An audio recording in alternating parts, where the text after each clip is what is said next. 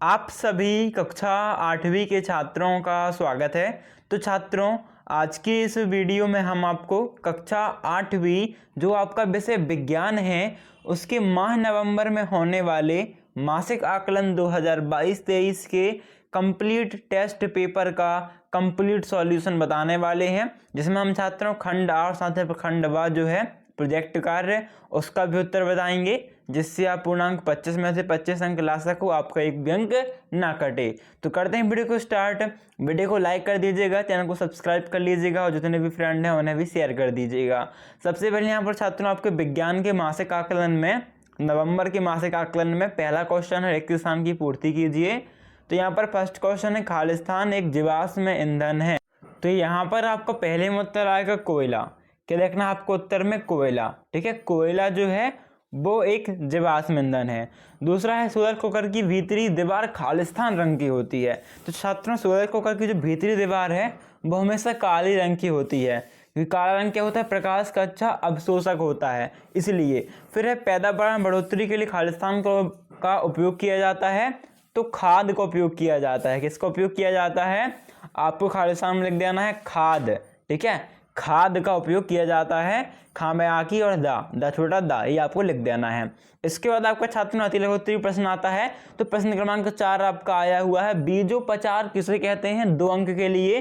तो आपको इस प्रश्न का उत्तर देखो किस प्रकार लिखना है, आपके सामने हम लिखित रूप में ला चुके हैं। तो आप देख सकते हो कि बीजोपचार किसे कहते हैं, में आपको उत्तर लिखना है, बुआई के पूर्व बीजों को रोगाणु मुक्त करने एवं उनमें शीघ्र अंकुरण के लिए तैयार की जाने वाली गतिविधियों को बीजोपचार कहते हैं।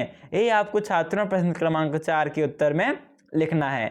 इसके बाद आपका 5वां प्रश्न आया है, जो कि है फसल समुन्नति से आप क्या समझते हो। ये भी 2 अंक के लिए है। तो आपको 5वें के उत्तर में देखो क्या लिखना है, सिंचाई, खाद, उर्वरक तथा उन्नत कृषि पद्धतियां अपनाकर खदानों का उत्पादन बढ़ाया जा सकता है। उत्पादन बढ़ाने का दूसरा उपाय उन्नत किस्मों का विकास एवं उपयोग करना है। इसी प्रणाली को किस्मों का सुधार अथवा फसल समुन्नति कहा जाता है। ये आपको 5वें के उत्तर में लिखना है। आपको फुल मार्क्स मिलेंगे, आपका एक भी अंक नहीं कटेगा, तो इसे अच्छे से याद कर लेना।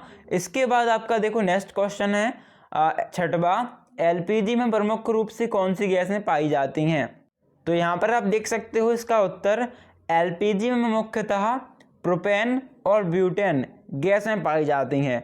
तो अच्छे से याद रखो नाम, कौन से, प्रोपेन और ब्यूटेन गैसें होती हैं। इसके बाद आपका देखो अगला प्रश्न देखते हैं, जो कि लघुत्तरीय प्रश्न है। प्रश्न 7, पेट्रोलियम से प्राप्त होने वाले प्रमुख उत्पादों के नाम लिखिए।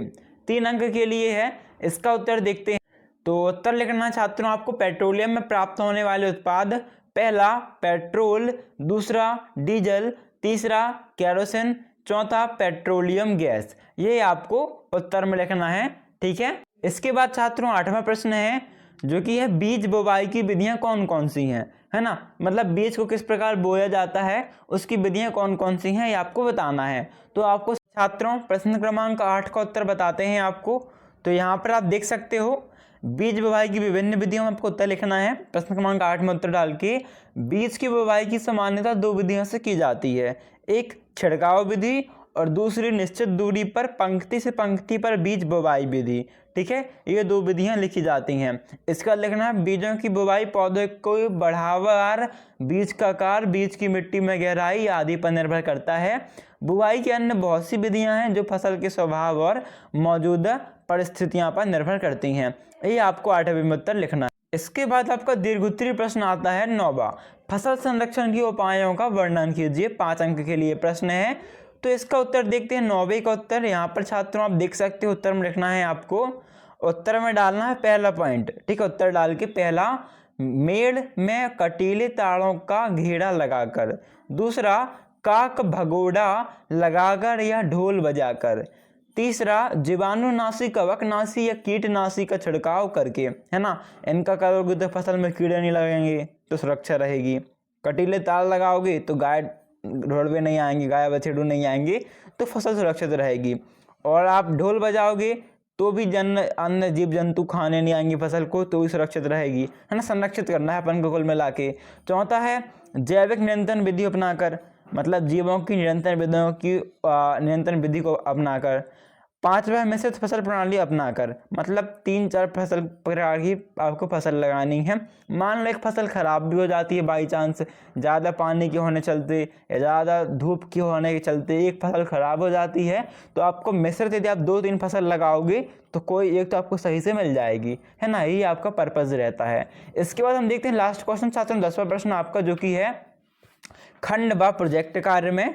प्रश्न है, तुम्हारे आसपास धान की कौन कौन सी किस्में बोई जाती हैं, उनकी क्या विशेषता है, सूची बनाओ। तो इसका उत्तर बताते हैं आपको लास्ट प्रश्न का उत्तर। तो देखो आपका लास्ट प्रश्न का उत्तर आपके सामने है यहाँ पर।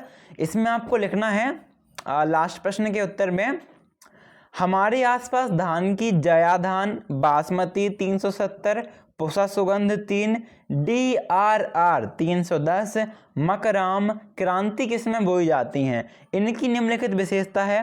पहला पॉइंट, जया धान डाल के आपको डैश करना है। धान की यह किस्म कम ऊंचाई वाली उन्नत किस्म है।